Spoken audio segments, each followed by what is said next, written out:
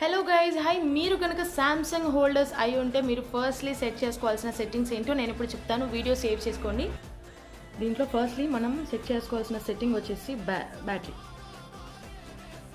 Battery protection on చేసుకొని ఈ battery ప్రొటెక్షన్లో sleep time protection ఇది ఆన్ చేసుకున్నప్పుడు మనం పడుకొని ఛార్జింగ్ పెట్టినా కూడా 80% వరకే ఛార్జింగ్ ఎక్కుతుంది అనమాట. సో రిమైనింగ్ మనం లేసే ముందు రిమైనింగ్ ఛార్జ్ అవుతుంది. సో ఇది మన బ్యాటరీ ఆప్టిమైజేషన్ని కంట్రోల్ చేస్తుంది.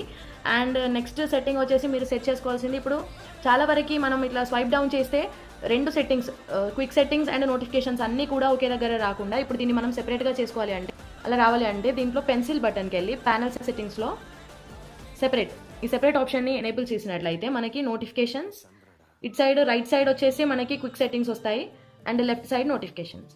ఇలా ఈ రెండు సెట్టింగ్స్ మనకి చాలా యూస్ఫుల్ ఉంటాయి. ఈ వీడియో ఎవరికైనా యూస్ఫుల్గా అనిపిస్తే లైక్ చేయండి అండ్ మీ ఫ్రెండ్స్కి కూడా షేర్ చేయండి. Thank you.